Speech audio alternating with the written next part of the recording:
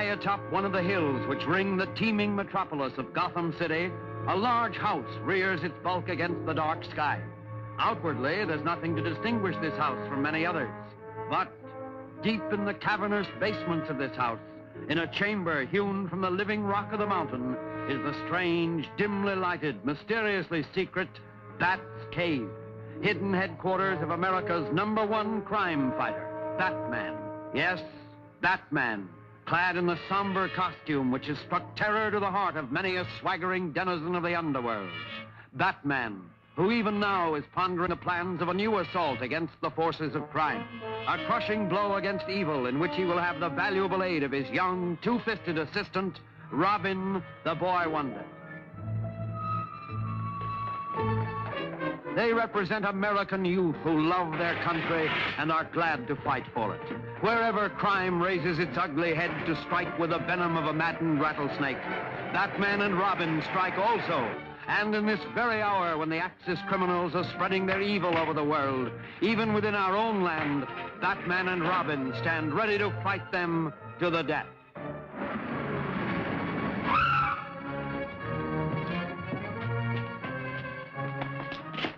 These boxes are usually locked. I know it.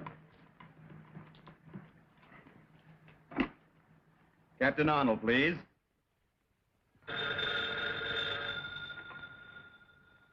Captain Arnold speaking. I have a nice little package for you. You'll find it at the corner of First and Maple. Heavily. Yeah, what's doing, Captain? It's the Batman again. He's at the corner of First and Maple. And this time, I'm going with you. Calling car 67. 67. That's us. Go to First and Maple. A702. I'm warning you. Dr. Decker will make you regret this. Shut up! Dr. Decker? Who's that? Never mind. You'll find out. Let's wait around and see Captain Arnold's face when he gets here. No time for that. Don't forget, I've got a date. Let's go.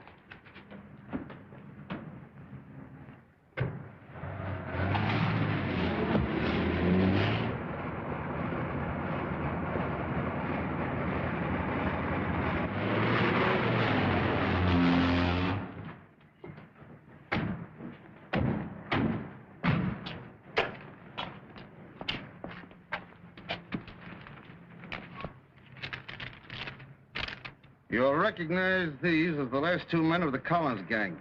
I know you've been looking for them for some time. They're Batman. P.S. The keys to the handcuffs are in this one's pocket. Well, it looks as though the Batman has done you boys another favor. Yeah. You ought to put him on a force. You find him. I'll put him on.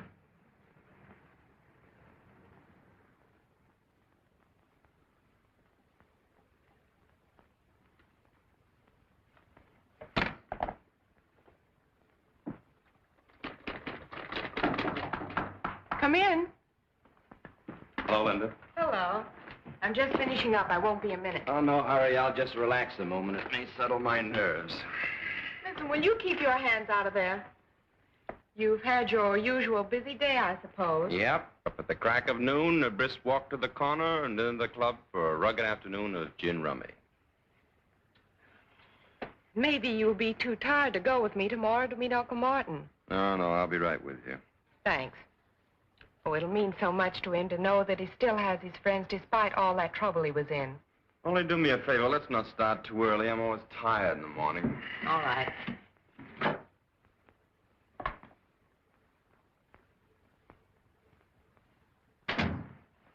You're liable to carry that masquerade too far. Think so? Yes, I do. Why don't you let her know who you really are instead of letting her think you're just a good-for-nothing playboy? Well, if she knew I was the Batman, she might worry. Not that she cares anything about me. Besides, on account of our special assignment from Uncle Sam, our success depends on keeping our identity a secret. And suppose she asks you about your status in the Army? Well, I always tell her I'm a 4F.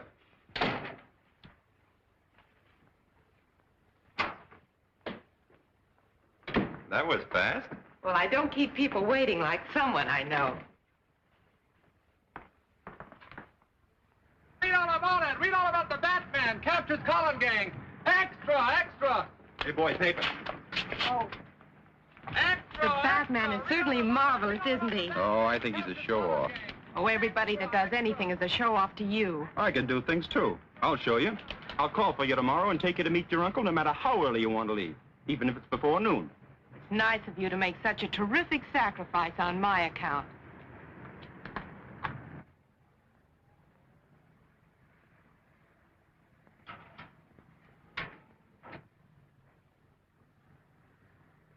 That looks like Warren. Yeah, that's him. My old cellmate.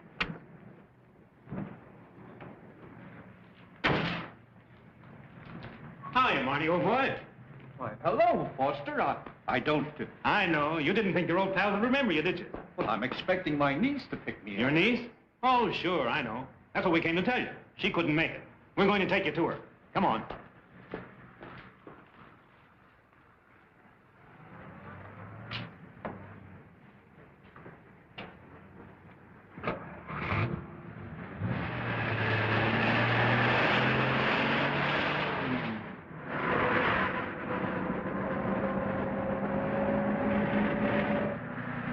That looked like my niece in that car.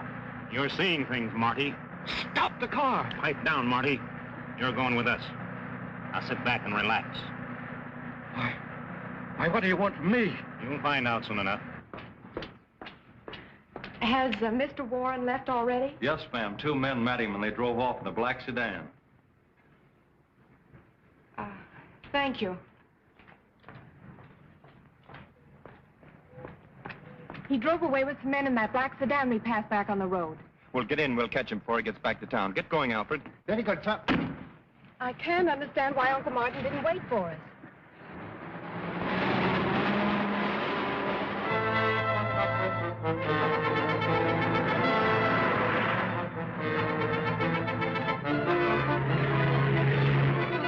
Hey, that car with a dame in it's right back of us.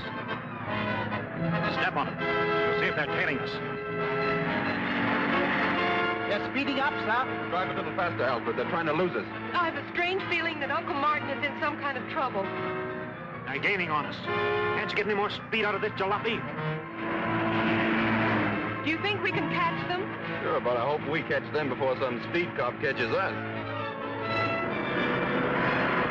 They're out of sight. Release the gas and make the change.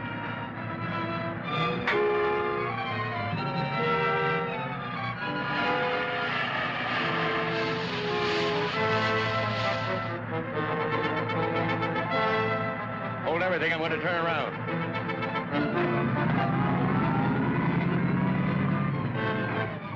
Here they come. Get down. They passed us. Didn't give us a tumble. Well, let them try to figure that one out. They've disappeared, sir. No side roads. They just seem to have vanished. Well, Linda, I guess your uncle wasn't interested in seeing us. I can't understand his actions. Well, I guess the only thing to do is to go back to the hospital and wait for him to phone me. Yeah, and find out how he did that disappearing act. I'd like to pull it sometime when my creditors are after me. This was part of a foreign land transplanted bodily to America and known as Little Tokyo. Since a wise government rounded up the shifty-eyed Japs, it has become virtually a ghost street where only one business survives, eking out a precarious existence on the dimes of curiosity seekers. Now, this exhibit, my friend, was created by artists that know.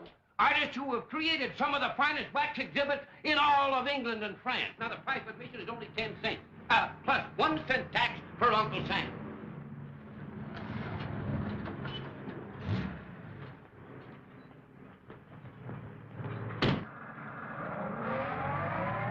Not going to have any trouble with you, Marty, are we? Not only entertaining, Now you're being smart. It's educational. All right, gentlemen, right up these steps. And if when you come out you don't say it's the greatest exhibit you ever saw, I'll refund your money. All right, folks, who's next? Just a minute, folks. I know you two want to ride alone.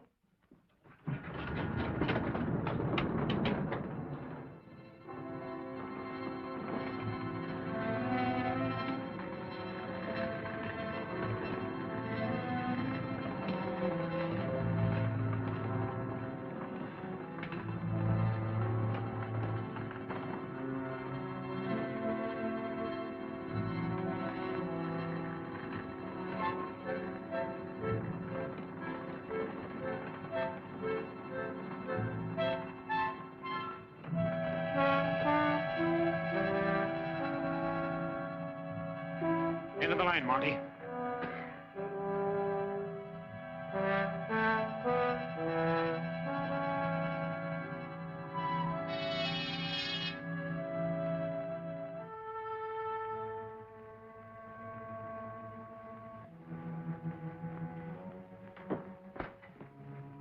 Come in, Mr. Warren. The League of the New Order extends a cordial welcome to an honored guest. The League of the New Order? Yes, a group of men, all of them dishonored like yourself. I'm not a criminal. I was convicted, yes, and sent to prison. But if the truth were known... The fact remains that you have been dishonored. Exactly like our friend Mr. Fletcher here. An excellent architect, brilliant engineer, except that some of his buildings did not quite come up to specifications. May I also present Mr. Marshall, Preston, and Wallace. Now, they are... What do you want of me? I am Dr. Decker, humble servant of His Majesty Hirohito, heavenly ruler and prince of the rising sun. By divine destiny, my country shall destroy the democratic forces of evil in the United States to make way for the new order. An order that will bring about the liberation of the enslaved people of America. Each of these men, dishonored by your corrupt form of government, is a specialist in his line and have been especially selected by me to execute the orders I received from Tokyo. We need an industrialist to round out our circle. That is why I've selected you. If you cooperate with us willingly, you shall share in the glorious victory soon to be ours. And if I refuse? You have no choice but to accept. You will work with us or be compelled to work for us. Therefore, it should be very plain to you that you should be willing to help serve my glorious emperor. Listen, Dacca, for whatever your name is, I owe my allegiance to no country or order but my own. I'm an American first and always, and no amount of torture conceived by your twisted oriented brain will make me change my mind. But you are laboring under a great misapprehension. I do not believe in anything so barbaric as torture. Well,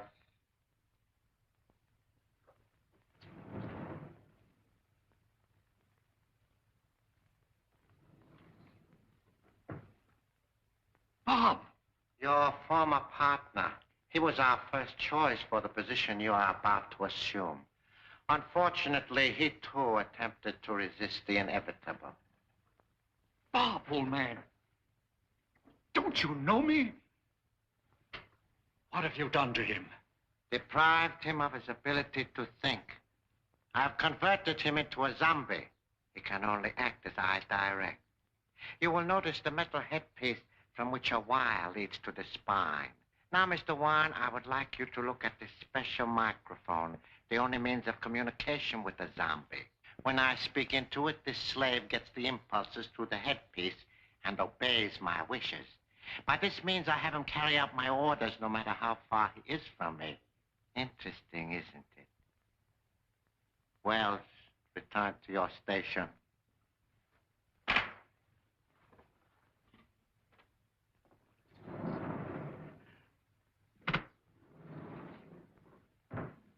Now, what is your answer? It's still the same. Marshal Foster, take him to my electronic laboratory.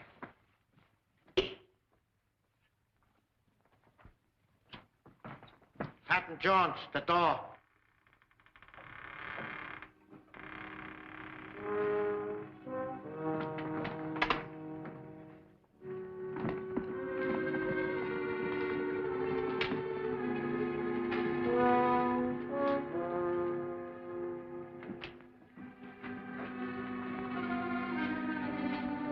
I'm not going to destroy your brain at this time because you have information which I must have while you still have your memory. I'll tell you nothing. Fletcher. Fletcher, serum. Have you ever heard of the truth serum, Mr. Warren? It's one of the New Order's favorite weapons. Hold him. Mr. Warren, you were one of the men who endowed the Gotham City Foundation. Therefore, you should be able to give me the information which I need.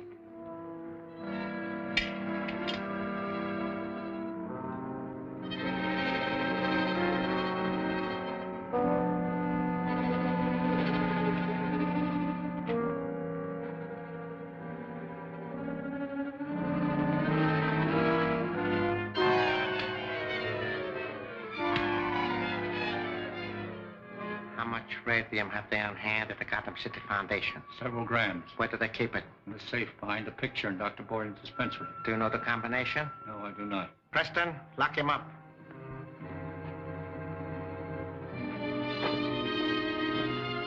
Fortunately, I do not have to have the combination. But how are we going to crack it? What do you want that radium for? I will show you. Captain Jones, the block.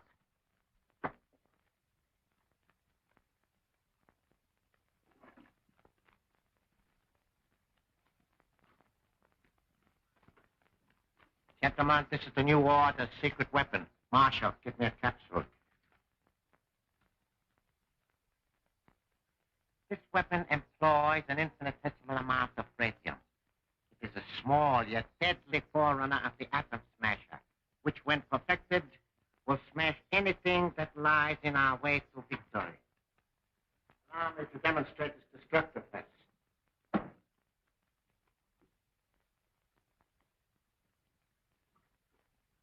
Place it and return to your station.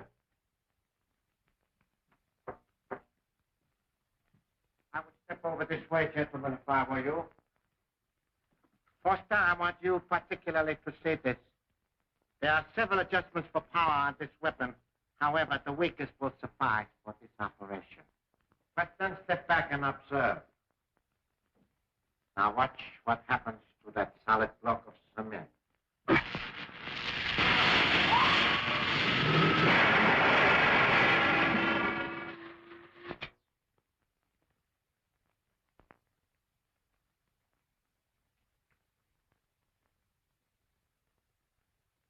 Gentlemen, this block was originally concrete.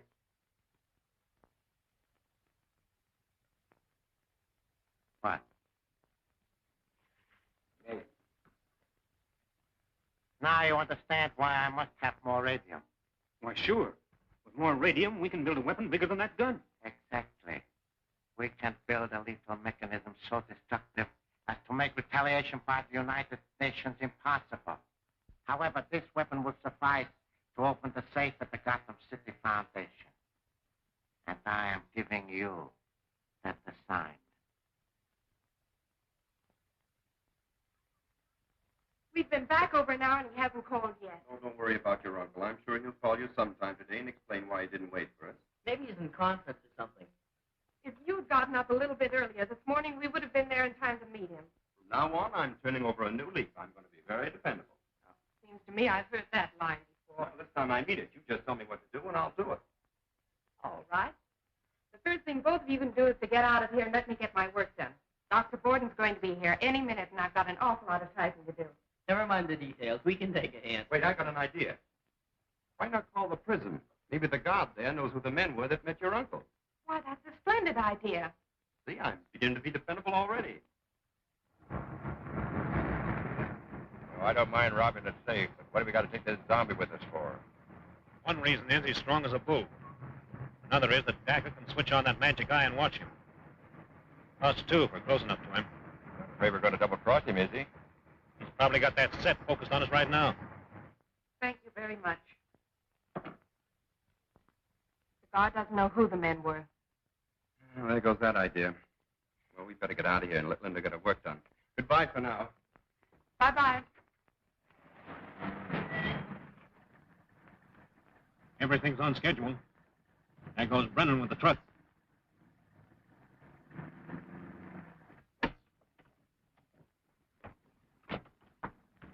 Look, that's the car we were chasing this morning. Sure looks like it. Those three men just alighted from it, sir. And Martin Warren isn't with them. Come on, I have an idea. The Batman should look into this. And don't forget Robin. Alfred, drive into that alley and put the top up. Yes, sir.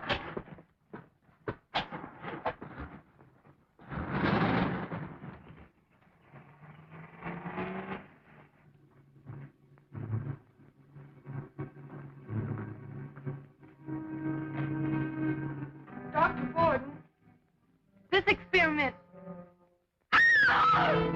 Take her in the other room.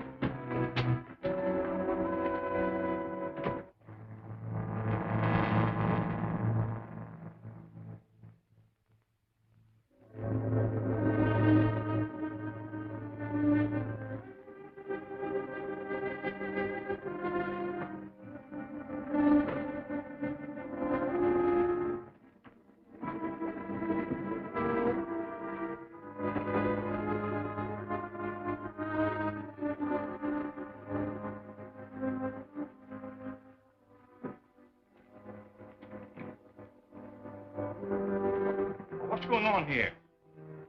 Why, Dr. Hayden, my old colleague.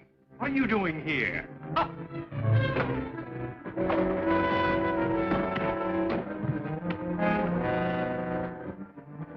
The colander bag. Get something to stuff it with. Right.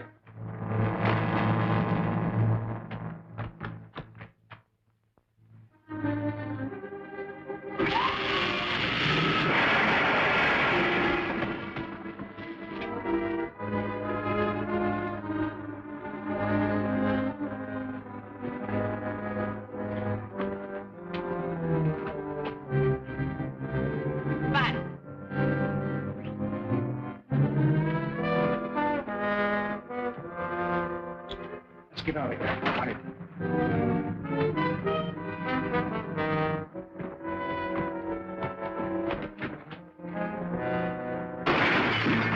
The Batman. Come on.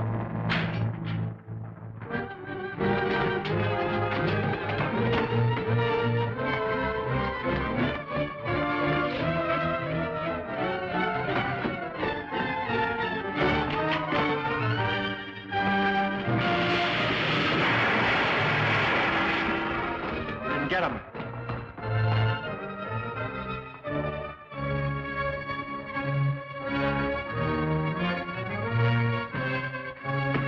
Behind the chimney.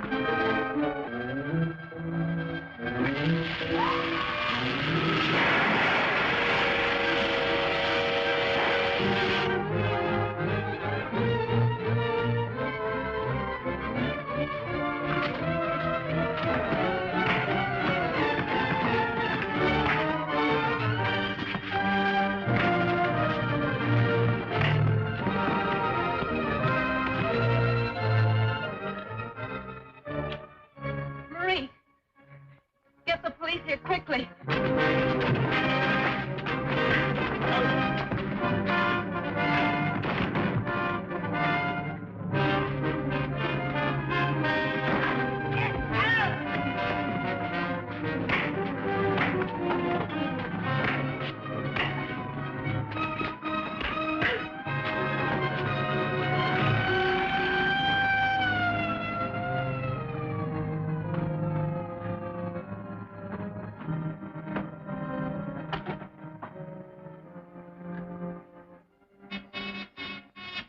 Section 1, go ahead.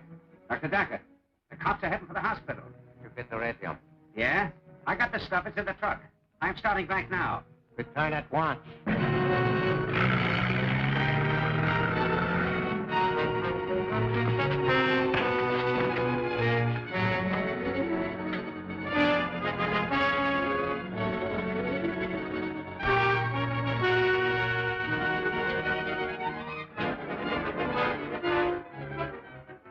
Head and leave the roof. Head and leave the roof.